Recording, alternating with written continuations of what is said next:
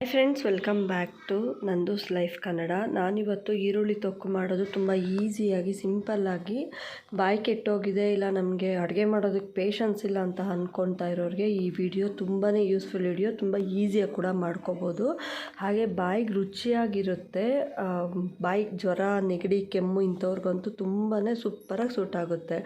ಈಗ ನಾನು ಒಂದು ಬಾಣಲೆಯಲ್ಲಿ ಎಣ್ಣೆನೂ ಸಾಸಿವೆ ಹಾಕ್ಕೊಂಡಿದ್ದೀನಿ, ಹಾಗೆ ಕರಿಬೇವಿನ ಸೊಪ್ಪು, ಬೆಳ್ಳುಳ್ಳಿ, ಸ್ವಲ್ಪ ಕಡಲೆಬೇಳೆ ಹಾಕಿ ಫ್ರೈ ಮಾಡ್ಕೊಳ್ಳೋಣ. ಸಿಮ್ಮಲ್ಲಿ ಇಟ್ಕೊಂಡು ಫ್ರೈ ಮಾಡ್ಕೊಳ್ಳಿ. ಒಂದು ಒಳ್ಳೆ ಮಿಕ್ಸ್ ಕೊಡೋಣ. ಈಗ ಮಿಕ್ಸ್ ಮಾಡಿದ ಆದಮೇಲೆ ನಾನೇನು 4ರಿಂದ 5 ಸಣ್ಣ ದಪ್ಪ ಈರುಳ್ಳಿ ಆಗಲಿ 4ರಿಂದ 5 ತೊಗೊಳ್ಳಿ. ಸಣ್ಣ ಈರುಳ್ಳಿ ಆದರೆ ಒಂದು 8ರಿಂದ 10 ಈರುಳ್ಳಿ ತೊಗೊಂಡು ಸ್ವಲ್ಪ ಅರ್ಧಂಬರ್ಧ ನುಣ್ಣಗೆ ಮಾಡ್ಕೊಳ್ಳಿ. ಮಿಕ್ಸಿಯಲ್ಲಿ ನುಣ್ಣಗೆ ಮಾಡಿಕೊಂಡು ಒಂದು ದಪ್ಪ ಹುಣ್ಸೆಹಣ್ಣಿನ ಗಾತ್ರ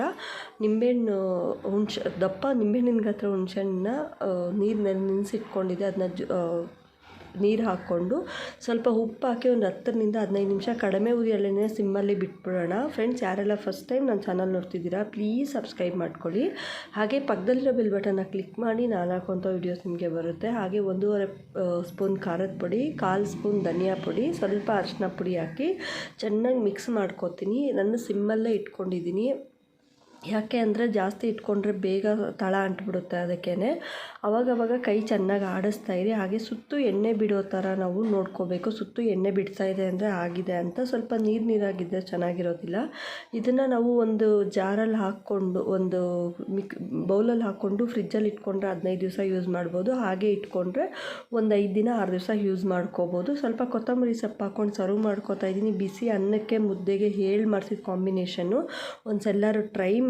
ಹಾಗೆ ಯಾರಾದರೂ ಸಬ್ಸ್ಕ್ರೈಬ್ ಮಾಡದೆ ನೋಡ್ತಾ ಇದ್ದರೆ ಪ್ಲೀಸ್ ಸಬ್ಸ್ಕ್ರೈಬ್ ಮಾಡ್ಕೊಳ್ಳಿ. ಹಾಗೆ ಪಕ್ಕದಲ್ಲಿರೋ ಬೆಲ್ ಬಟನ್ ಕ್ಲಿಕ್ ಮಾಡಿ, ನಾನು ಹಾಕೋಂಥ ವೀಡಿಯೋಸ್ ನಿಮಗೆ ಬರುತ್ತೆ.